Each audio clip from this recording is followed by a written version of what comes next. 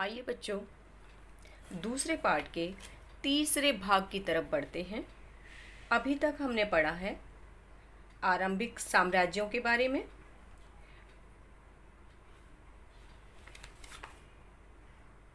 हमें जिन राज्यों के बारे में जानकारी है उनमें से कुछ वंश हैं। हरण्यक वंश जो 544 ईस्वी पूर्व से शुरू हुआ था, शैशुंग वंश, उसके बाद नंद वंश, नंद वंश के बाद मौर्य वंश आया।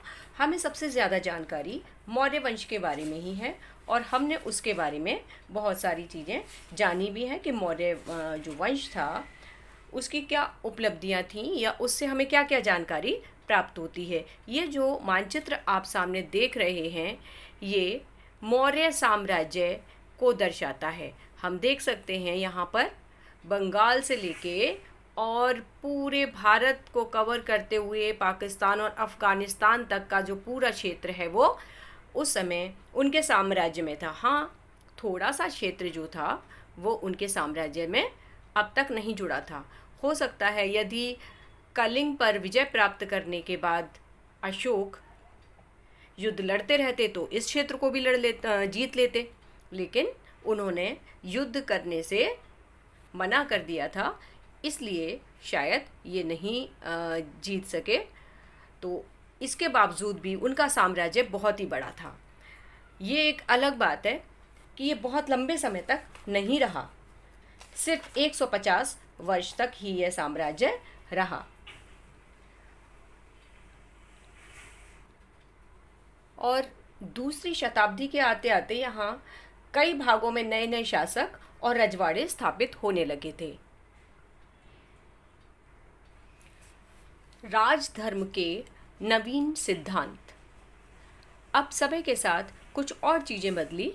दक्षिण के राजा और सरदार, यानी कि दक्षिण में राजा होते थे और उसके साथ सरदार भी होने लगे। सरदार का मतलब जैसे कोई एक टीम होती है, उसका एक लीडर होता है तो उसे सरदार कहा जाता है।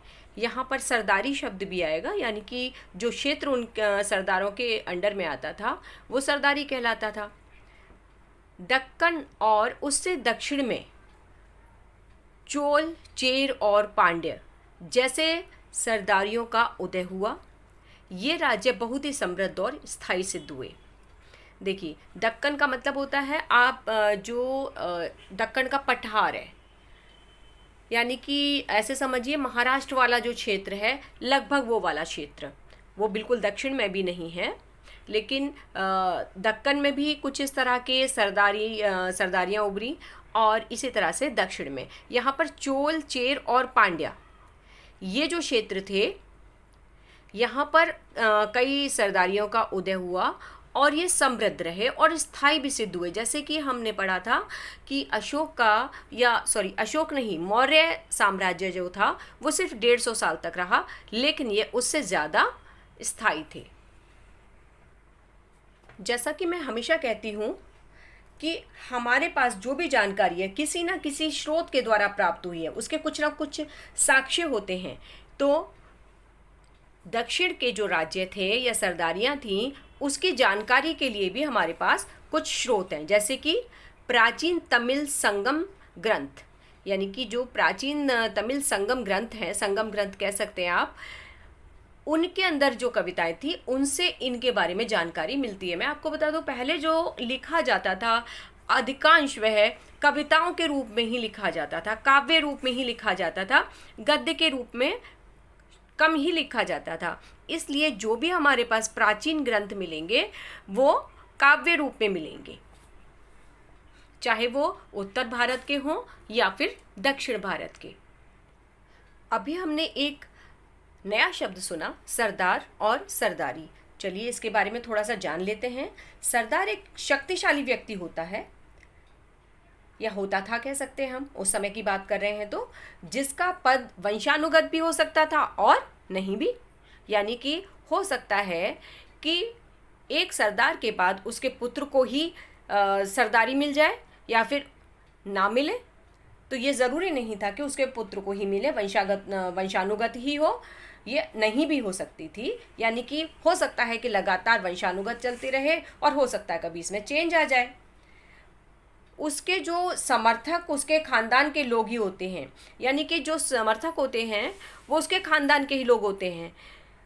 सरदार के कार्यों में विशेष अनुष्ठान का संचालन, यानी कि सरदार के जो कार्य होते थे तो उसमें कोई विशेष अनुष्ठान है तो उसका वो संचालन करते थे। युद्ध के समय वो नेतृत्व भी करते थे। और इसके अलावा यदि कोई विवाद है उनके क्षेत्र में तो उन्हें वो सुलझाते भी थे, यानी कि मध्यस्थता करते थे। मध्यस्थता का मतलब समझते हैं ना, जैसे कि कोई प्रॉब्लम हो तो कोई बड़ा आके उसको सुलझा देता है, इसी तरह से इनकी हैसियत थी कि वो मध्यस्थता करके विवादों को सुलझाने की पावर रखते थे। और जो उनके अधीन होते थे, अधीन का मतलब समझते हैं ना, उनके अंडर में जो लोग होते थे उनसे वो लोग भेंट लेते थे। हालांकि जो राजा होते थे वो कर वसूलते थे, ये कर नहीं वसूलते थे बल्कि ये उनसे भेंट लेते थे, यानी कि उपहार लेते थे। भेंट का समर्थकों में वितरण करते थे, यानी कि जो इनके समर्थक होते थे, अभी हमने पहले पढ़ा कि इनके जो समर्थक होते थे वो इनके खानदान के ही लोग होते थे, तो उन लोगों को भी ये जो भी मिलता था उसे बांट दिया करते थे।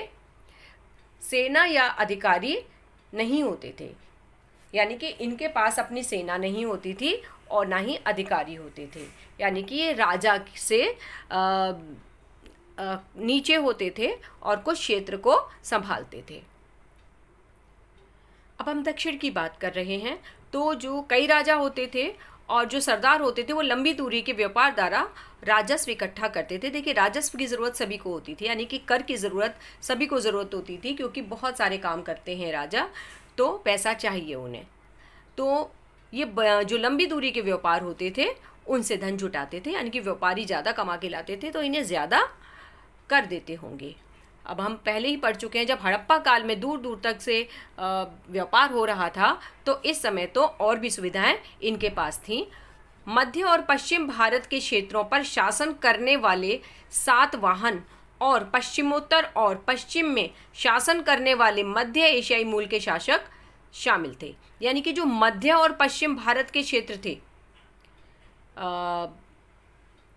वो और पश्चिमोत्तर में शासन करने वाले मध्य एशियाई मूल के लोग शामिल थे। यानी कि यहाँ पर मैं आपको अभी मैप में दिखाती हूँ कि मैं ये क्या कहना चाह रही हूँ।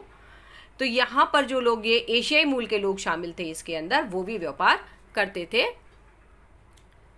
देखिए, मैंने कहा मध्य, ये मध्य भारत है और इसके पश्चिम, ये पश्चिम क्षेत्र है। मध्य और पश्चिम भारत के क्षेत्रों पर शासन करने वाले और पश्चिमोत्तर, ये पश्चिम है और ये उत्तर है, पश्चिमोत्तर और पश्चिम में शासन करने वाले। देखिए, ये जो क्षेत्र था मध्य और पश्चिम वाला, यहाँ पर सातवाहन सेकंड सेंचुरी से यहाँ पर सातवाहन जो वंश था यानी कि शासक थे वो यहाँ शासन करने लग गए थे। और ये पश्चिमोत्तर, ये जो है पश्चिमोत्तर पश्चिम, यानी कि ये पश्चिम और उत्तर वाला जो क्षेत्र है, ये इधर वाला, यहाँ पर जो शासन करने वाले लोग थे वो मध्य एशिया से आए थे। ये हम एशिया में रहते हैं लेकिन हम दक्षिण एशिया में हैं। इसके ऊपर वाला जो भाग है वो कहलाएगा मध्य एशिया। तो मध्य एशिया के जो शासक थे वो भी यहाँ पर आकर रहने लगे थे। तो मैंने आपको बताया इस वाले क्षेत्र में सातवाहन और यहाँ पर मध्य एशिया से आके इस क्षेत्र में लोग बस गए थे। उसके बारे में बहुत ज़्यादा जानकारी हमारे पास उपलब्ध नहीं है। सातवाहन राजाओं के बारे में हम अगले चैप्टर में पढ़ेंगे। और ये जो राजा बनने के बाद जब इनके पास सामाजिक अस्तित्व आ गया तो इन्होंने कई प्रकार के दावे किए। अब वो दावे किस प्रकार के थे? एक था दैविक राजा, यानी कि अपने आप को देवताओं के स्वरूप बताना। उच्च स्थिति प्राप्त करने के लिए राजा स्वयं को देवी देवताओं के साथ जोड़ते थे, यानी कि वो ये दिखाने की कोशिश करते थे कि हम देवी देवताओं से जुड़े हुए हैं और इसलिए लोग उन्हें सर्वोच्च समझें। मध्य एशिया से पश्चिम भारत तक शासन करने वाले कुषाण शासकों ने खुद को देवताओं से जोड़कर दिखाया। ये पहली शताब्दी ईस्वी पूर्व से पहली शताब्दी ईस्वी तक रहे, यानी कि लगभग 200 वर्ष तक इन लोगों ने शासन किया। और उसमें अपने आप को इन्होंने, कुषाण शासकों ने अपने आप को देवताओं से जोड़कर बताया। कुषाण इतिहास की रचना अभिलेखों और साहित्यिक परंपरा के माध्यम से की गई है, यानी कि जो अभिलेख मिले हैं और जो कुछ लिखा हुआ साहित्य में मिला है, यानी कि चाहे वो कविताएं मिली हो या किसी और के द्वारा कुछ और लिखा हुआ मिला हो, उसके आधार पर, यानी कि कई ऐसी चीज़ें मिली हैं जिनके आधार पर इसके इतिहास को रचा गया है। कुषाण शासकों ने राजधर्म को जिस प्रकार प्रस्तुत किया उसका सर्वोत्तम प्रमाण उसके सिक्के और मूर्तियां हैं। कई प्रकार की मूर्तियां वहां से मिली हैं, उनके सिक्के मिले हैं और उससे पता चलता है कि वो अपने आप को किस तरह से श्रेष्ठ दिखाते थे। मथुरा के पास माट के एक देवस्थल पर कुषाण शासकों की विशालकाय मूर्तियां लगाई गई थीं, यानी कि वहां पर एक मूर्ति मिली है। मैं भी आपको उसका चित्र दिखाऊंगी। इसके अलावा अफगानिस्तान के एक देव स्थान पर भी विशालकाय मूर्ति मिली है। वे खुद को देवतुल्य प्रस्तुत करना चाहते थे। कई कुषाण शासकों ने अपने नाम के आगे देवपुत्र की उपाधि भी लगाई थी, यानी कि वो अपने आप को देवताओं का पुत्र, सन ऑफ गॉड कहा करते थे, यानी कि ऐसी उपाधियां अपने आगे लगाते थे, यानी कि वो अपने आप को दैविक राजा मान रहे थे।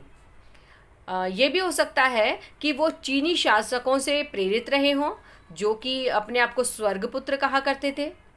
तो जिस तरह से चीनी शासक अपने आप को स्वर्गपुत्र कहते थे, इसी तरह से कुषाण वंश के जो लोग थे वो अपने आप को देवपुत्र की उपाधि देते थे।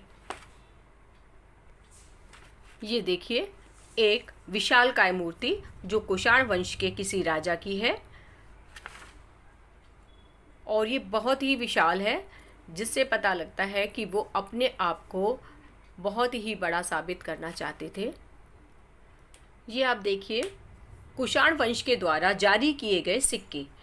ये जो सिक्के हैं इसमें एक साइड राजा का चित्र बना है और दूसरी तरफ देवता का। तो इस तरह से आप समझ सकते हैं कि वे अपने आप को देवता के तुल्य मानते थे। इसी तरह के सिक्के बहुत सारे मिले हैं। ये देखिए एक और कुषाण वंश के राजा की मूर्ति, यह भी बहुत विशाल थी। इसका ऊपरी भाग टूट गया है। आप अंदाज़ा लगा सकते हैं इसके पास दो दो तलवारें हैं और इसके ऊपर कुछ लिखा भी हुआ है। 4वीं शताब्दी ईस्वी में, अभी हम काफ़ी आगे आ चुके हैं, 4वीं शताब्दी ईस्वी में गुप्त साम्राज्य सहित कई बड़े साम्राज्यों के साक्ष्य मिले हैं, यानी कि जिनकी हमारे पास जानकारी है उनके बारे में तो हम पढ़ ही रहे हैं। इसके अलावा भी कई ऐसे साम्राज्य रहे जिनके बारे में हमें जानकारी नहीं है और वो लुप्त हो गए। इनमें से कई साम्राज्य सामंतों पर निर्भर थे, अपना निर्वाह स्थानीय संसाधनों से करते थे। आप लोगों ने सामंतों के बारे में पहले भी पढ़ा है, पिछले साल पढ़ा था, तो आपको पता हो, याद होगा थोड़ा सा कि जो सामंत होते थे वो क्या होते थे। उनके पास बड़े बड़े ज़मीन के टुकड़े होते थे और वो इंडिपेंडेंट होते थे। उनके पास सारी सुख सुविधाएं होती थी, अपनी ज़रूरत की सारी चीज़ें होती थी और जो वहाँ के किसान होते थे उनके लिए सारे काम करते थे। तो इसी तरह से यहाँ पर इनमें से कई जो साम्राज्य थे वो सामंतों के ऊपर निर्भर थे। वहाँ पर भी आपने पढ़ा था रोम साम्राज्य वगैरह के बारे में कि जो राजा थे वो सामंतों पे निर्भर थे, यहाँ तक कि वो तो सेना भी इनसे मांगते थे। तो इसी तरह से यहाँ पर भी कुछ ऐसा था। और ये जो सामंत थे वो स्थानीय संसाधनों से निर्वाह करते थे। जो चीज़ें वहाँ पर उपलब्ध होती थी उनसे ही कार्य अपना चलाते थे। अब इन संसाधनों में भूमि भी थी। भूमि एक बहुत ही बड़ा संसाधन है, भूमि से बहुत कुछ मिलता है। सिर्फ कृषि ही नहीं होती, यहाँ पर ज़मीन से मिलने वाले सभी पदार्थ भी भूमि से ही आते हैं और वे भी संसाधन होते हैं, रिसोर्सेज, जिसमें भूमि नियंत्रण भी शामिल था। किसमें? यानी कि सामंतों के क्षेत्र में आता था ये, इनके ऊपर उनका नियंत्रण था, ज़मीन पर भी। वे शासकों का आदर करते थे और उनकी सैनिक सहायता भी करते थे। अब आपको याद आ रहा होगा पिछले साल का वो चैप्टर। शक्तिशाली सामंत राजा भी बन जाते थे। तो कई बार जब ज़्यादा शक्तिशाली होते थे सामंत और राजा कमज़ोर होता था तो वो राजा भी बन जाते थे, और जो दुर्बल थे वे बड़े शासकों के अधीन हो जाते थे। सिंपल सी बात है, यानी कि जो बड़े शासक होते थे उनके अंडर में आ जाते थे, जो छोटे सामंत होते थे जिनके पास ज़्यादा पावर नहीं होती थी। तो इस तरह से ये 4वीं शताब्दी में ये सामंतवाद की तरह से ही वहाँ पर शासन चल रहा था। अब आते हैं गुप्त शासक। गुप्त शासक, कन्फ्यूज़न हटा देती हूँ। एक तो मौर्य वंश के बारे में हमने पढ़ा है। मौर्य वंश में भी जो उसका मौर्य वंश का संस्थापक था वो चंद्रगुप्त मौर्य था। तो बच्चों को कई बार गुप्त से चंद्रगुप्त मौर्य याद आ जाता है। तो याद रखिए, चंद्रगुप्त मौर्य बिल्कुल भी इससे संबंधित नहीं है। वो एक मौर्य शासन अलग था। ये उसके बहुत साल बाद की बात है, लगभग 1000 साल बाद ये गुप्त शासक हुए। वो 4वीं शताब्दी की बात है, ईसा पूर्व की 4वीं शताब्दी की बात है जो हमने चंद्रगुप्त मौर्य के बारे में पढ़ी थी। जबकि ये 4वीं शताब्दी ईसवी की बात है, यानी कि लगभग 1000 साल बाद ये हुए थे। तो इनके साथ हम उनको नहीं जोड़ सकते। नाम चाहे एक जैसे हों, लेकिन याद रखिए उनके साथ मौर्य लगता है और जो गुप्त वंश के शासक हैं उनके पीछे गुप्त लगता है। देखिए, जैसा कि मैं बार बार कहती हूँ, किसी भी साम्राज्य के बारे में जिसका इतिहास लिखा गया है उसके स्रोत पूछे जा सकते हैं। तो इसलिए हमेशा उनका ध्यान रखिए। तो यहाँ पर जो गुप्त शासक थे इनका इतिहास साहित्य, सिक्कों और अभिलेखों की सहायता से लिखा गया है। यानी जो साहित्य मिला है उससे जानकारियाँ हासिल हुई हैं, सिक्कों से भी पता चला है और अभिलेख भी मिले हैं। तो इन सभी की सहायता से मिलकर इनका इतिहास तैयार हुआ है। इसके अलावा प्रशस्तियाँ भी मिली हैं। प्रशस्तियाँ क्या होती हैं अभी तक आपको नहीं मालूम होगा, लेकिन मैं आपको बता देती हूँ। प्रशस्तियाँ का मतलब होता है राजा अपनी प्रशंसा में जो लेख लिखवाते थे उसे प्रशस्तियाँ कहते थे। तो प्रशस्तियाँ हैं तो वो प्रशंसा ही होगी। राजा के पास इतनी ताकत होती थी कि कोई उसकी बुराई नहीं लिख सकता था, चाहे उसके अंदर कितनी भी बुराइयाँ हों, लेकिन उसके सामने वो उसकी बुराई नहीं कर सकते थे।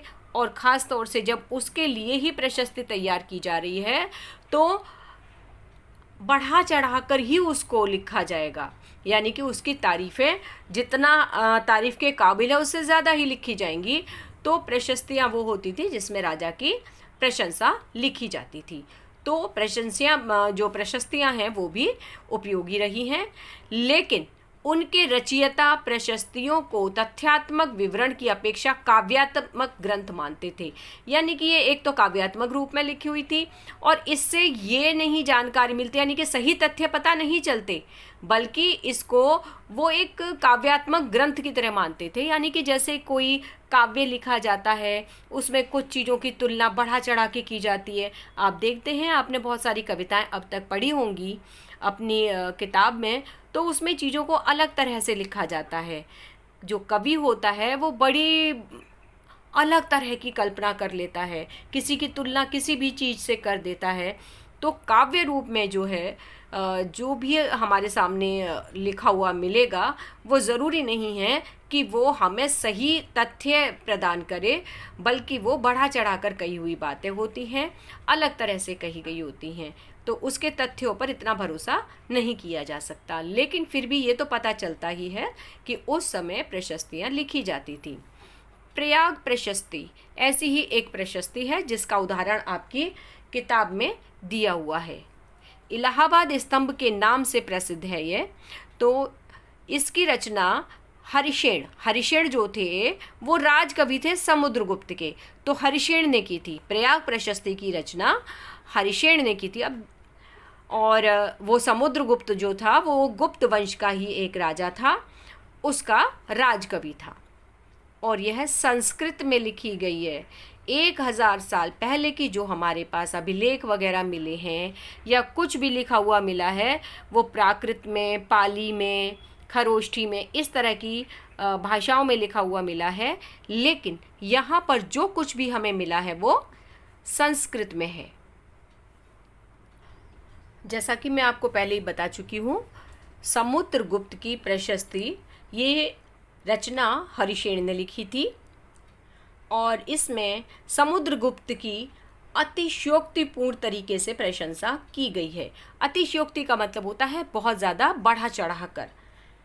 यहाँ पर इस तरह से लिखा गया है कि सभी राजाओं का यश उनके सामने फीका था और अच्छे लोगों को वो समृद्धि देते थे, यानी कि जो लोग साधु होते थे या भले होते थे उनको वो समृद्धि देते थे, यानी कि उनकी हेल्प करते थे, उन्हें दान देते थे। लेकिन जो लोग असाधु होते थे, यानी कि जो लोग बुरे होते थे, उनके विनाश का कारण होते थे।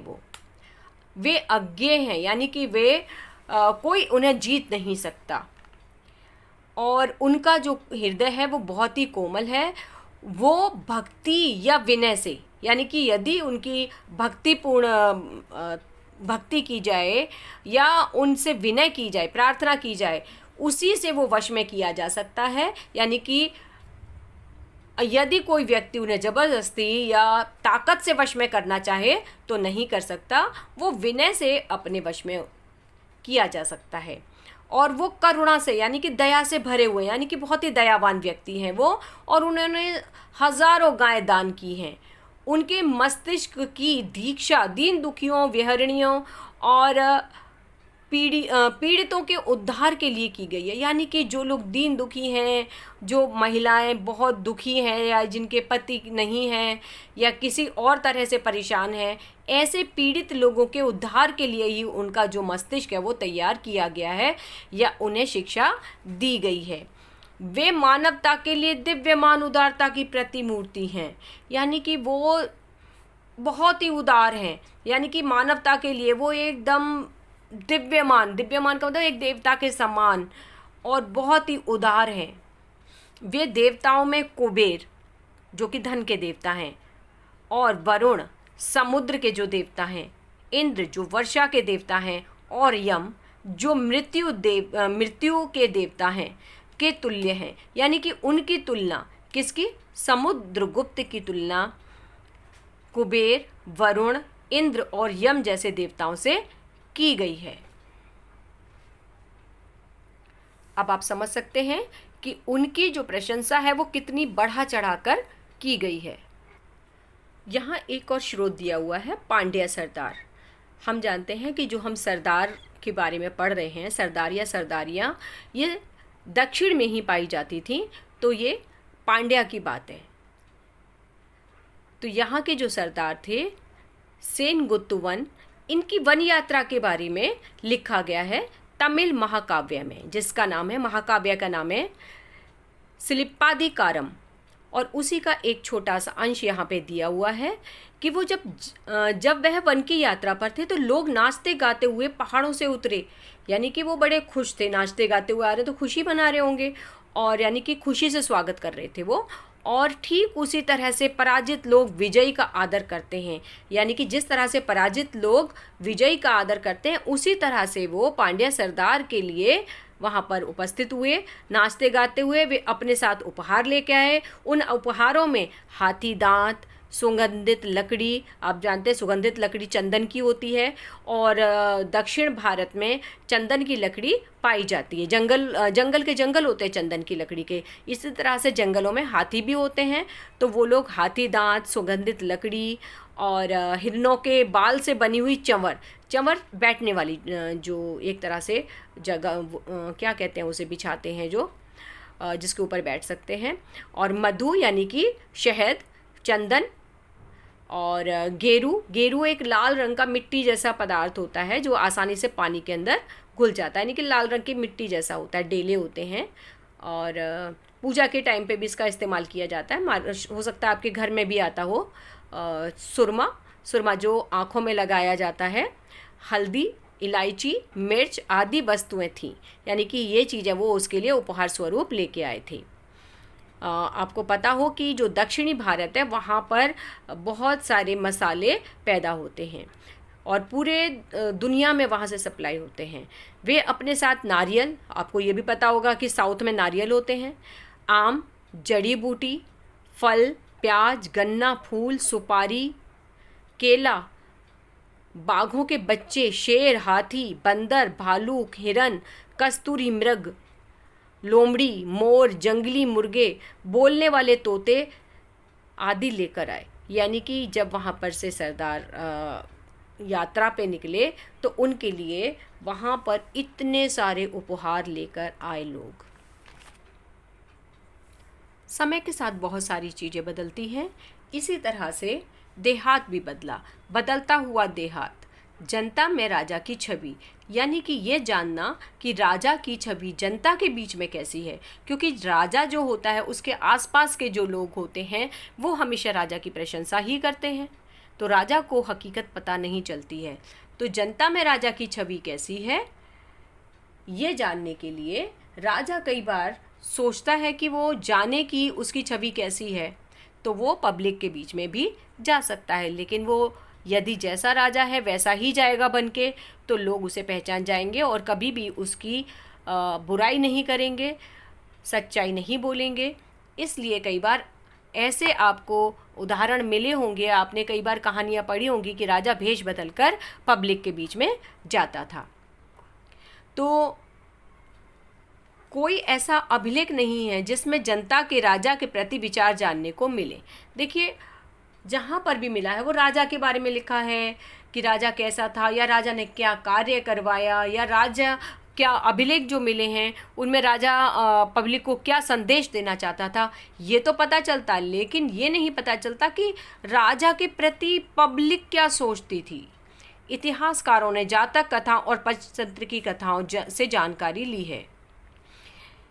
यानी कि जो जातक कथाएं जो आमतौर पे लोग एक दूसरे को सुनाते थे, बौद्ध से जुड़ी हुई कथाएं हैं, वो जातक कथाएं कहलाती है। पंचतंत्र की कथाएं, आप लोगों ने बहुत सारी पंचतंत्र की कहानियाँ अपने कोर्स में भी पढ़ी होंगी और मौखिक भी सुनी हो सकती हैं। तो ये जो कहानियाँ थी पहले मौखिक ही सुनाई जाती थी, लेकिन बाद में इन कहानियों को लिपिबद्ध किया गया, यानी कि लिखा गया। और ये जो जातक कथाएं थीं वो प्रथम सहस्त्राब्दी का मतलब समझ दो। सहस्त्राब्दी का मतलब होता है 1000 साल। याद रखिएगा, कई बार प्रश्न इस तरह का आता है कि प्रथम सहस्त्राब्दी परिवर्तन का काल था, तो आप लोग इस बात को ध्यान रखिए, 100 साल ना समझें इसे। तो ये जो पहली सहस्त्राब्दी में, यानी कि शुरू के 1000 साल के बीच में ही इनको लिखा गया। पहले ये सारी कहानियाँ मौखिक रूप से ही लोग एक दूसरे को सुनाया करते थे, और बाद में जब ये लिखी गई तो ये पाली भाषा में लिखी गई थी। तो ये जो पंचतंत्र की कहानियाँ मैं आपको बोल रही थी कि आपने बहुत सारी सुनी होंगी, आप लोगों ने सुना होगा कई कहानियाँ जो होती हैं वो जानवरों के आपसी व्यवहार के ऊपर होती हैं। जंगल में ये राजा शेर था, वो वहाँ का राजा था, और वहाँ पर ये पक्षी और ये जानवर, इनके बारे में जो कहानियाँ होती हैं, आमतौर पे जानवरों के लेके जो कहानियाँ लिखी हुई हैं वो पंचतंत्र की कहानियाँ हैं, और उनमें आपने देखा होगा कोई ना कोई सीख अवश्य होती है कि आपने उनसे क्या सबक सीखा। तो इस तरह की जो कहानियाँ थी उनसे भी बहुत सारी जानकारी इकट्ठी की गई है। जनता में राजा की छवि हम इस पैराग्राफ से समझ सकते हैं कि गणतिन्दु जातक कथा है, उसमें बताया गया है कि राजा की प्रजा किस प्रकार दुखी थी। जब राजा अपनी पहचान बदलकर प्रजा के बीच गया तब ज्ञात हुआ लोग उसके बारे में क्या सोचते हैं, क्योंकि मैंने जैसा कि आपको बताया कि राजा जिन लोगों के बीच में रहता है वे सच्चाई नहीं बोलते हैं। तो राजा यहाँ पर भेष बदल के गया, तब उसे पता चला कि लोगों ने उसे बताया कि राजा के जो अधिकारी हैं वो दिन में उनसे कर वसूलते हैं।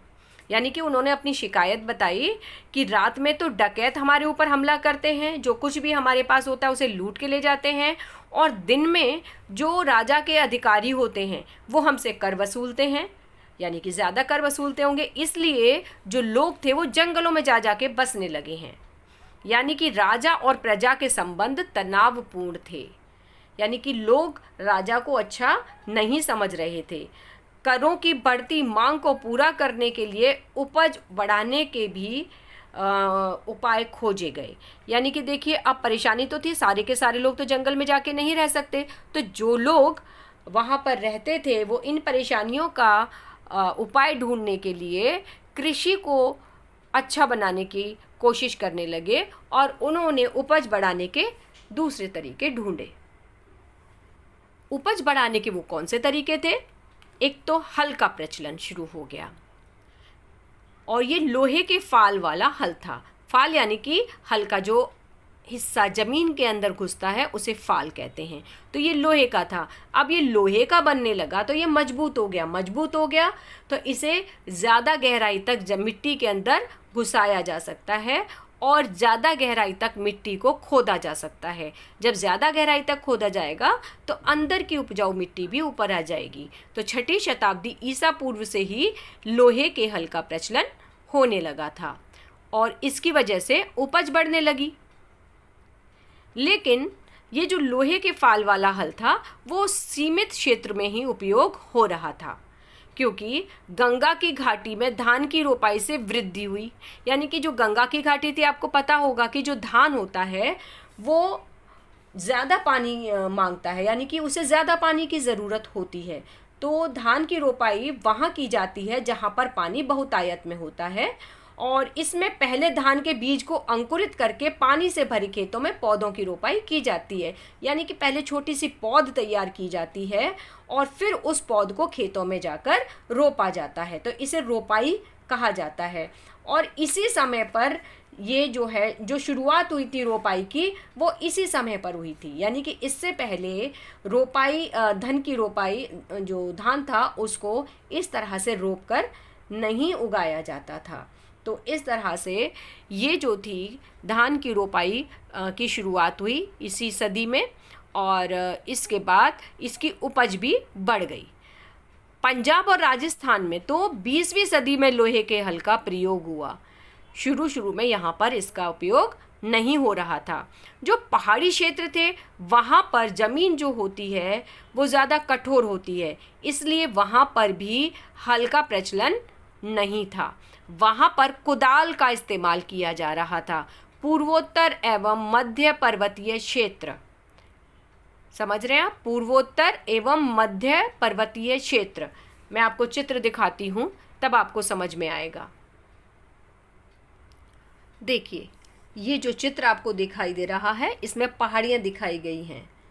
तो यहाँ पर बताया गया कि पूर्वोत्तर, पूर्व ये है और ये उत्तर है, तो ये पूर्वोत्तर के जो क्षेत्र हैं, और मध्य पर्वतीय क्षेत्र, मध्य में भी जो पर्वतीय क्षेत्र है, यहाँ पर ये जो क्षेत्र है ये पर्वतीय, ये ब्राउन कलर जो दिखाया गया है ये हिमालय पर्वत है। ये दिख रहा है ना, हिमालय पर्वत। तो ये बहुत ही लंबा है, आप देख रहे हैं कहाँ से शुरू के पूरे भारत की यहाँ एक साइड की पूरी बाउंड्री को बनाता है। और इसी तरह से आप यहाँ पर भी देख रहे हैं ये हल्का हल्का ब्राउन है, यहाँ पर छोटी पहाड़ियाँ हैं अरावली की, ये विंध्या की है ना, विंध्याचल पर्वत कहते हैं ना, तो ये वो वाला क्षेत्र है, विंध्या का क्षेत्र है। इसी तरह सतपुरा के जो पहाड़ हैं वो भी हैं। दक्कन के बारे में मैं बार बार, हम आगे भी पढ़ेंगे दक्कन, तो ये वाला जो क्षेत्र है ना ये दक्कन प्लेट्यू यानी कि दक्कन का पठार कहलाता है। और आप देख रहे हैं यहाँ पे जो महाराष्ट्र वाला जो पार्ट है, ठीक है ना, ये सब इसमें आता है।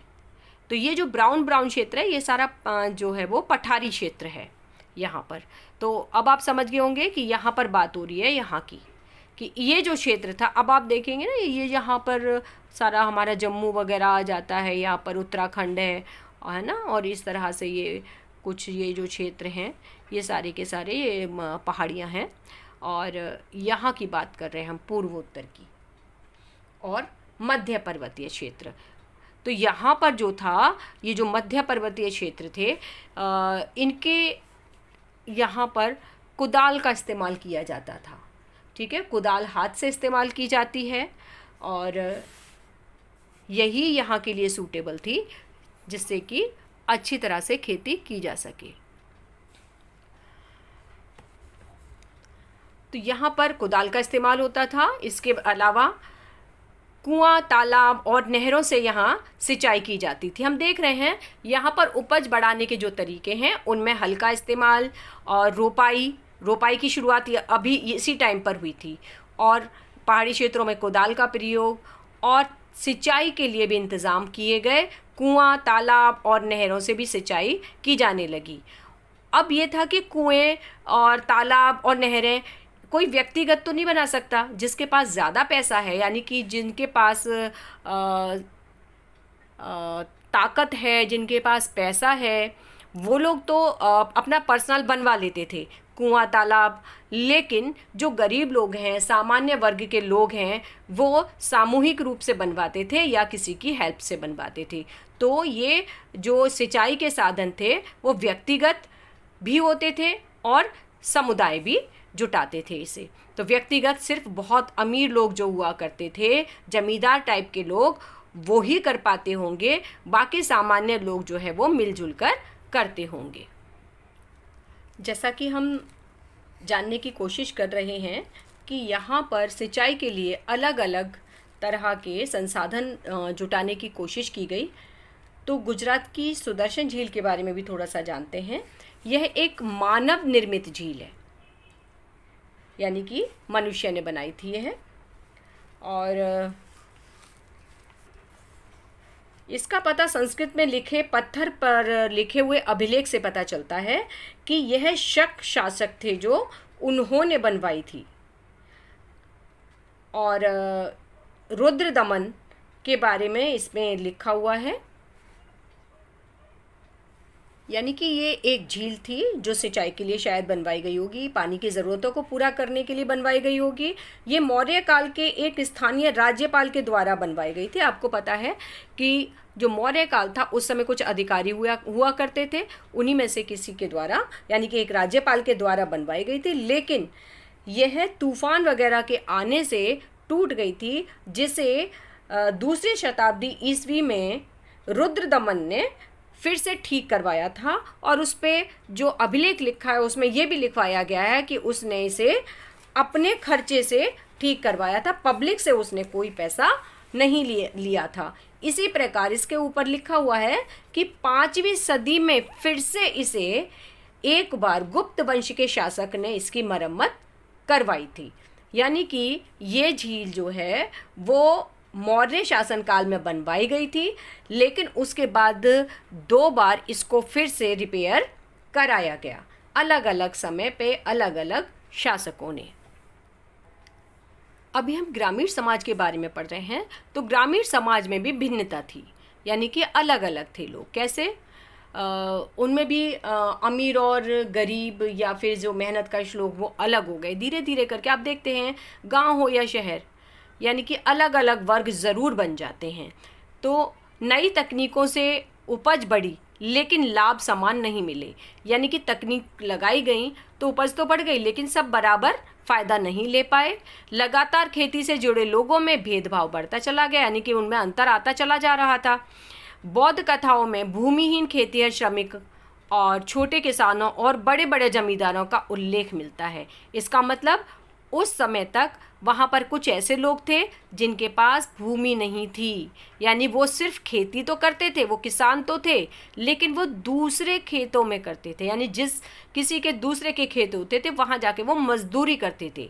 वो भूमिहीन खेतीहर थे, यानी कि वो सिर्फ श्रमिक थे। छोटे किसान भी हुआ करते थे जिनके पास छोटे छोटे टुकड़े होंगे खेत के, यानी कि बहुत छोटे छोटे खेत थे जिनके, और कुछ बड़े बड़े जमींदार भी थे। यानी कि उस समय भी भिन्नता थी, यहाँ के समाज में भी भिन्नता थी। यानी बहुत गरीब लोग भी थे जो सिर्फ मजदूर थे, कुछ के पास अपने छोटे छोटे खेत थे और कुछ के पास बहुत बड़े बड़े खेत थे। गृहपति का प्रयोग छोटे किसानों और जमींदारों के लिए किया जाता था। गृहपति एक शब्द था जो किसानों और जमींदारों के लिए किया जाता था। बड़े जमींदारों और ग्राम प्रधानों को शक्तिशाली माना जाता था। जो बड़े बड़े जमींदार थे तो आप समझ सकते हैं कि उनके पास जब इतनी बड़ी ज़मीन है तो वो अमीर होंगे, ज़्यादा पैदावार होती होगी, ज़्यादा धन होगा उनके पास, बहुत सारे लोग उनके लिए काम करते होंगे तो वो शक्तिशाली होंगे। इसी तरह से जो ग्राम प्रधान थे वो भी बहुत शक्तिशाली माने जाते थे और ये लोग किसानों पर नियंत्रण रखते थे। हमेशा से यही होता आया है कि जो लोग ज़्यादा शक्तिशाली होते हैं, ज़्यादा धनवान होते हैं, वो गरीब लोगों के ऊपर अपना नियंत्रण रखते हैं और गरीब लोग भी आसानी से उनकी हर बात को मानते हैं। ग्राम प्रधान का पद प्राय वंशानुगत होता था, यानी कि जो ग्राम प्रधान होता था उसका बेटा ही जो है आमतौर पर ग्राम प्रधान बना करता था। संगम साहित्य में भी ग्रामीणों के विभिन्न वर्गों का उल्लेख मिलता है। हमने पहले ही पढ़ा कि जो संगम साहित्य है उससे भी जानकारी मिलती है, तो उसके अंदर भी जो भी लिखा हुआ साहित्य मिला है उसके अंदर भी ये चीज़ विभिन्नता दर्शाई गई है। जिस तरह से हम छोटे किसान और जमींदारों की बात कर रहे हैं, उसी तरह से दक्षिण में भी इनके नाम अलग थे क्योंकि उनकी भाषा अलग है तो उनके शब्द भी अलग थे। वेल्लालर जो थे वो बड़े जमींदार थे और हलवाहा या दास जो और उल्वर अणिमई ये लोग इनके नाम थे, यानी कि ये किसान होते होंगे छोटे। और विभिन्नता का आधार क्या था कि किस आधार पर इनमें विभिन्नता थी? भूमि का स्वामित्व, यानी कि भूमि कितनी बड़ी भूमि के स्वामी है वो, छोटा खेत है या बड़ा खेत है। श्रम, यानी कि श्रम करते हैं क्या वो, यानी कि श्रमिक हैं क्या, या कौन से प्रौद्योगिकी का इस्तेमाल करते हैं, यानी कि इनको अलग अलग तरह से बांट दिया गया था।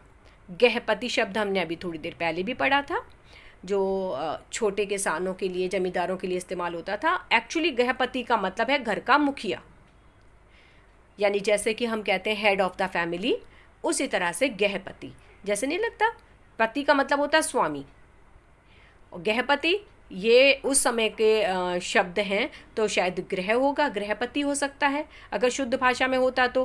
गृहपति यानी कि घर का मुखिया, जो महिलाओं, बच्चों, नौकरों, दासों इन सब के ऊपर नियंत्रण रखता था। जैसे कि आज भी परिवार में देखें तो पिता का सब के ऊपर नियंत्रण रहता है, सभी लोग उनकी बात मानते हैं। और इसी तरह से जो घर, भूमि और जितनी भी वस्तुएं हैं सभी का वो मालिक होता है। आप भी देखिए, घर में भी देखिए तो जो आपके पिता होते हैं वो हर चीज़ के ऊपर नियंत्रण रखते हैं। आमतौर पे जो घर या ज़मीन जायदाद होती है वो भी पिता के नाम पर होती है। हालांकि अभी समय बदल गया है तो महिलाओं के नाम पे भी बहुत सारी चीज़ें होती हैं, लेकिन उस समय कभी भी महिलाओं के नाम कुछ भी नहीं होता था, सब कुछ पुरुष के ही नाम होता था और उसी को स्वामी कहा जाता था। तो इस तरह से गृहपति जो होता था वो पूरे घर का मुखिया होता था और सभी के ऊपर उसका नियंत्रण रहता था। घर, भूमि और जितनी भी वस्तुएं हैं सभी का वो मालिक होता था। कभी कभी संभ्रांत व्यक्तियों और व्यापारियों के लिए भी ये शब्द इस्तेमाल किया जाता था, यानी व्यापारियों को भी कभी कभी गृहपति कह देते थे, या फिर जो ज़्यादा अमीर लोग होते थे उनको भी गृहपति कहा जाता था। आज की वीडियो यहीं पर ख़त्म करते हैं, बहुत ज़्यादा लंबी हो रही है। उम्मीद है आपको समझ में आया होगा